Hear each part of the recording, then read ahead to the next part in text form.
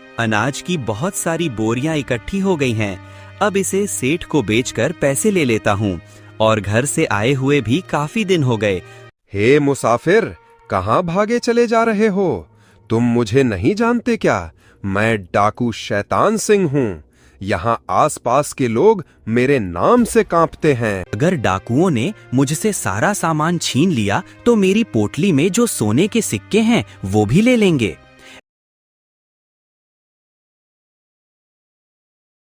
धनुपुर नाम का एक छोटा सा गांव था। उस गांव में रामू अपनी पत्नी के साथ रहता था। रामू बहुत गरीब था और वो बर्तन बनाने का काम किया करता था। उसका काम ज्यादा नहीं चलता था। वो बहुत परेशान रहता था। बहुत परेशान होकर एक दिन रामू की पत्नी रामू से बोली, सुनिए जी, लगता है भगवान ही हमसे रूठ गए हैं। हम लोग कब तक ऐसे ही गरीबी में रहेंगे? अब तो घर में खाने के लिए अनाज भी नहीं है। हमारी जिंदगी ऐसे कैसे कटेगी? आप शहर में जाकर काम क्यों नहीं करते? आपको तो बर्तन बनाने का काम भी आता है। बात तो सही कह रही हो भाग्यवान। लगता है भगवान ही हमसे रूठ गए हैं। मैं सोच रहा हूँ कि शहर के पास वाले गांव में जाकर मुझे कुछ काम करना चाहिए। मैंने सुना है कि वहाँ के लोग यहाँ से ज्यादा संपन्न हैं। घर से दूर जरूर रहूंगा तो थोड़ा पैसे भी कमा लूंगा। दोनों इस बात पर राजी हो जाते हैं। अगली सुबह का इंतजार करते हैं। अगले दिन सुबह होते ही रामू जमींदार से कुछ पैसे लेकर और अपना जरूरी सामान एक पोटली में रखकर शहर की ओर निकल पड़ा। वो कई सुनसान रास्ते को पार करता हुआ आगे बढ़ता रहा। शहर पहुंचकर जल्द से जल्द बर्तन बनाने का काम शुरू करना होगा, जिससे कि थोड़े पैसे आ सकें और गरीबी दूर हो सके। जब रामू उस गांव में पहुंचा तो देखा कि यहाँ तो पहले से ही बहुत सारे ठठेरे हैं जो कि बर्तन बनाने और बेचने का काम कर रहे हैं। रामू में सोच लिया कि यहाँ भी उसे ज्यादा काम नहीं मिलेगा। वो बहुत परेशान हो गया, ऊपर से बहुत थका हुआ भी था। वो बैठकर सोचने लगा,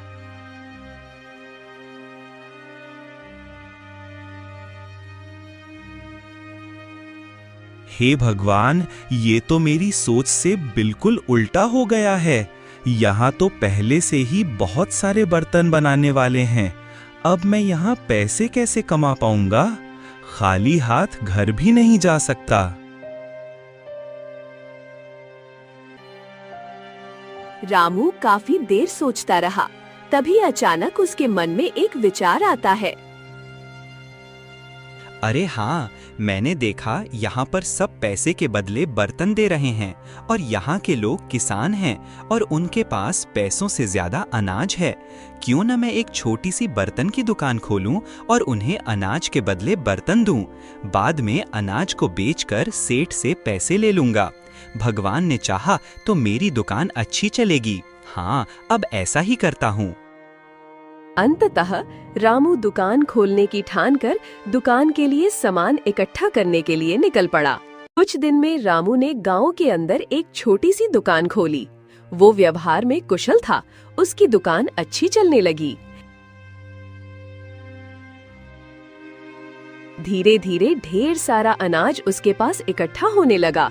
एक दिन रामू अनाज की बोरियों को देखकर बहुत खुश होता हुआ बोला, अनाज की बहुत सारी बोरियां इकट्ठी हो गई हैं। अब इसे सेठ को बेचकर पैसे ले लेता हूँ और घर से आए हुए भी काफी दिन हो गए। कुछ दिन के लिए घर चला जाऊंगा। और हाँ, सविता भी घर में अकेली रहती है, उसका मन भी नहीं लगता। उसके लिए एक अच्छी सीधी सी गाय ले लेता हूँ, जिससे गाय की सेवा में उसका मन लगा रहेगा और दूध भी मिलेगा। हाँ, ये ठीक रहेगा। अब ऐसा ही करता हूँ। वो गांव के एक सेठ को अनाज बेच देता है, जिससे उसे 5 सोने का और 2 चांदी के सिक्के मिले। वो पैसे लेकर चल दिया और गांव के एक व्यक्ति भोलू के पास गाय खरीदने पहुंच गया। राम राम भैया, तुम्हारी वो सफेद गाय बिकाऊ है क्या? राम राम रामू भैया, हाँ, अगर सही दाम मिला तो बिल्कुल बेचूंगा। हाँ भैया, मेरी घरवाली कब से कह रही है गाय ले आओ। मेरी भी आज थोड़ी कमाई हो गई है, इसलिए एक चांदी का सिक्का खर्च करके गाय लिए चलता हूँ। हा हा हा हा, सिर्फ एक चांदी का सिक्का? आपको पता भी है रामू भैया, आजकल दूध की कीमत आसमान छू रही है। ये कोई मामूली सिक्का नहीं है, देखो जरा, तौल में बहुत भारी है। और फिर मेरी बात का भरोसा भी तो जोड़ो। हाँ रामू भैया, सिक्का तो अच्छा है, ऊपर से तुम ईमानदार भी हो। तो फिर ये गाय मेरी हुई। ठीक है, ले जाओ रामू भैया, बस एक बात का ध्यान रखना, इसकी सेवा में कोई कमी ना करना। बस समझ लीजिए भोलू भैया, गाय को घर के सदस्य की तरह मानेंगे। रामू गाय की रस्सी हाथ में पकड़कर उसे साथ लिए गांव की तरफ चल पड़ा। रामू जंगल के सुनसान रास्तों से अपने गांव की ओर लौट रहा था।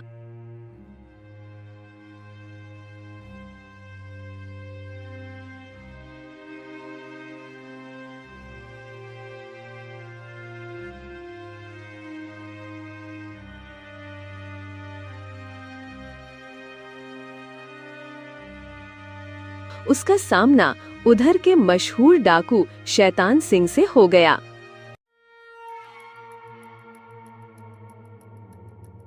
हे मुसाफिर, कहाँ भागे चले जा रहे हो? तुम मुझे नहीं जानते क्या? मैं डाकू शैतान सिंह हूँ। यहाँ आसपास के लोग मेरे नाम से कांपते हैं।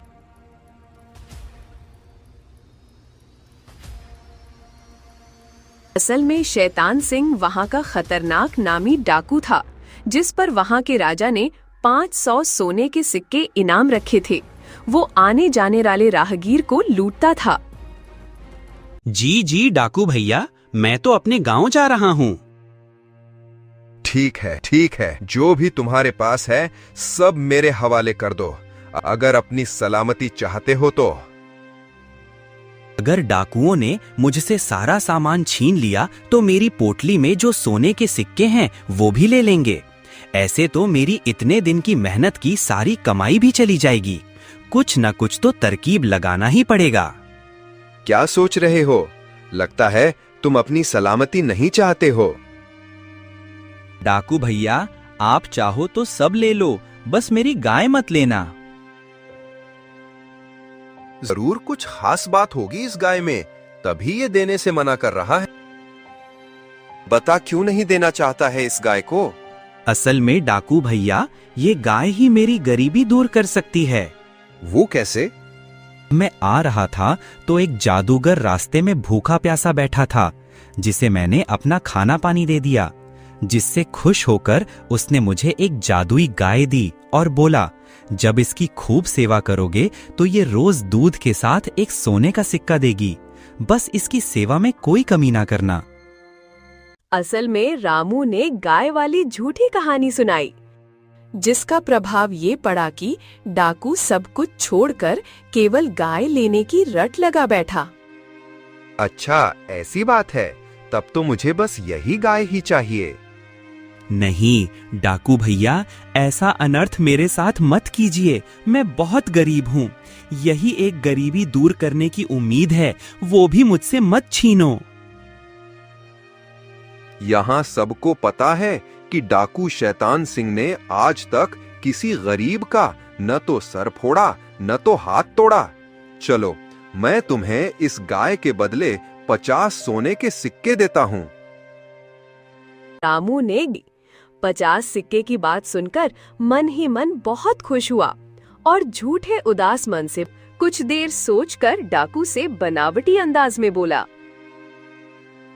ठीक है डाकू भैया, आप ही ले लीजिए, मेरा और गाय का साथ यहीं तक था।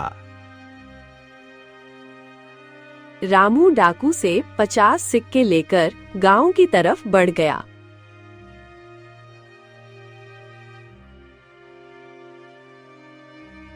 सभी डाकू एक जगह इकट्ठा होते हैं। वे आपस में समझौता करते हैं कि हर डाकू एक एक दिन गाय अपने साथ रखेगा और दूध के साथ जो सोना निकलता है वो ले जाएगा। पर अब परेशानी ये थी कि सबसे पहले गाय को कौन ले जाए। थोड़ी बहस के बाद सरदार फैसला करता है, जिसका पहले ये बात रखी थी वही पहले ले जाएगा। पहला डाकू बड़े ही जोश से गाय को ले जाता है।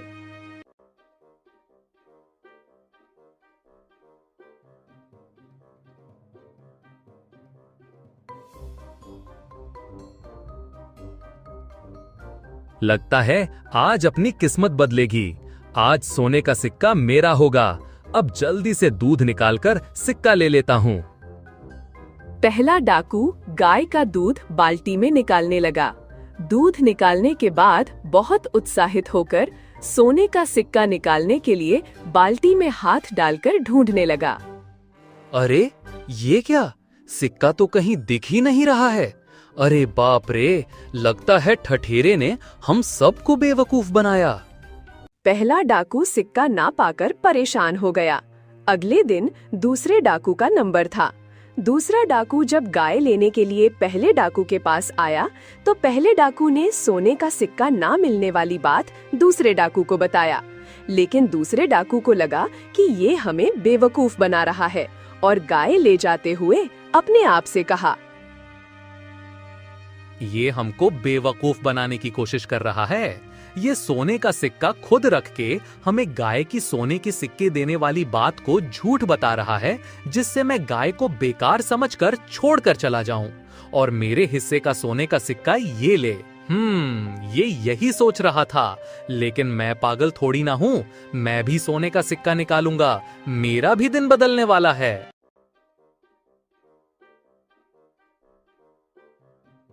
दूसरा डाकू भी दूध निकालने लगता है। जब उसे भी सोने का सिक्का नहीं मिलता है तब वो कहता है, लगता है वो सही बोल रहा था। इसमें सोने का सिक्का कहीं भी नहीं है। दोनों तीसरे डाकू को सारी बात बताते हैं। फिर तीनों सरदार के पास जाते हैं।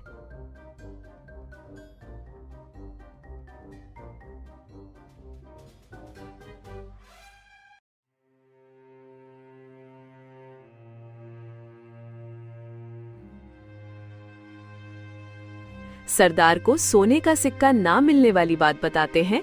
सरदार तीनों की बात सुनकर उन तीनों को शक की नजर से देखता है। लगता है तीनों सोने का सारा सिक्का हड़पना चाहते हैं। अब बहुत हुआ। अब मैं देखता हूँ गाय सोने का सिक्का कैसे नहीं देती है। अगले दिन सरदार गाय का दूध निकालता है। जब उसे भी दूध में कोई सोने का सिक्का नहीं मिलता है, वो क्रोध से पागल हो जाता है और क्रोधित होकर कहता है, बहुत हो गया। उस ठठेरे ने हम लोगों को पागल बनाया है। ठठेरे को इसकी सजा जरूर मिलनी चाहिए। चलो ठठेरे के घर चलकर उसे मजा चखाते हैं।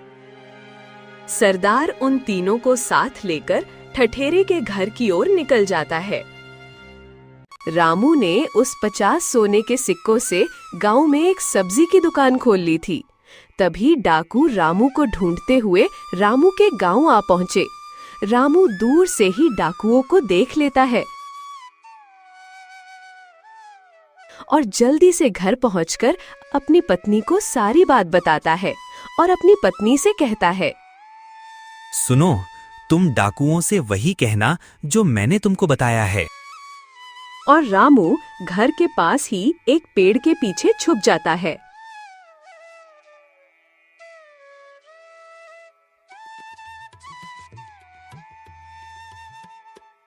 लगता है ये वही डाकू हैं। अब तो ये घर तक आ गए। अब मैं क्या करूं? जो बता के गए हैं वही करती हूँ। भगवान, अब सब तुम्हारे हाथ में है। कहाँ है ठठेरा? बोल उससे कि डाकू शैतान सिंह आया है। वो दुकान पे गए हुए हैं। रुकिए, मैं अपने जादुई तोता को भेजती हूँ, उनको बुला लाएगा।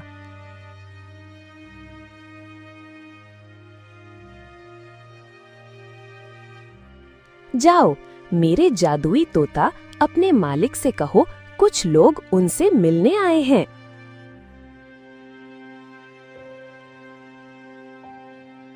आप लोग थोड़ी देर इंतजार कीजिए, वो थोड़ी देर में आ जाएंगे। ये सुन के डाकू आश्चर्यचकित हो जाते हैं। उनमें से एक डाकू ने पूछा, क्या ये तोता सच में ठठेरे को बुला लाएगा? हाँ, ये जादुई तोता है। जब भी मेरे पति घर से बाहर जाते हैं या फिर उनसे कुछ कहना होता है तो मैं इस जादुई तोते को भेज देती हूँ। ये तुरंत जाकर उनको बुला लाता है। सरदार सोचने लगता है कि वाकई में ये जादुई तोता कितना खास है। वो सोच ही रहा था, तभी रामू डाकू के पास आ गया और बोला, अरे डाकू भैया, आप लोग। जादुई तोते ने मुझे बताया कि कुछ लोग मुझसे मिलने आए हैं। क्यों रे ठठेरे, तूने हम लोगों को बेवकूफ बनाया है। तूने हमें जो गाय दी थी उसके दूध में से एक भी सोने का सिक्का हम लोगों को नहीं मिला। अरे डाकू भैया, मैंने तो आपको वही बताया था जो मुझे उस जादूगर ने बताया था। उसने कहा था कि इस गाय की खूब सेवा करना तो ही ये सोने का सिक्का देगी। डाकू भैया, पहले आप हमें ये बताइए, क्या आपने गाय की सेवा की थी? अरे हाँ ठठेरे, तू बात तो सही कह रहा है। हम लोगों ने केवल गाय का दूध निकाला, लेकिन गाय की कोई सेवा नहीं की। अरे उस गाय को तो हमने जंगल में छोड़ दिया। चलो, जो हुआ सो हुआ, लेकिन ये तोता हमें तुम्हारा बड़ा पसंद आया, ये मुझे दे दो। रामू इस बार भी बनावटी अंदाज में घबराते हुए डाकू से बोला, नहीं नहीं डाकू भैया, ये जादुई तोता मैं आपको नहीं दे सकता हूँ, क्योंकि ये जादुई तोता मेरे परिवार का सदस्य है। अगर तू हमें ये जादुई तोता दे दे तो हम तुझे इसके बदले 20 सोने के सिक्के और देंगे। और हाँ, अगर तूने हमें ये जादुई तोता नहीं दिया तो हम तेरा बहुत बुरा हाल करेंगे। रामू मन ही मन खुश होते हुए हामी भर दिया और 20 सोने के सिक्कों के बदले डाकुओं को अपना तोता दे दिया। सभी डाकू तोता लेकर अपने घर की ओर चले जाते हैं। सुनो, जब भी कोई अमीर राहगीर आएगा, अगर मैं कहीं बाहर रहूं तो तुम लोग इस जादुई तोते को भेजकर मुझे बुलवा लेना।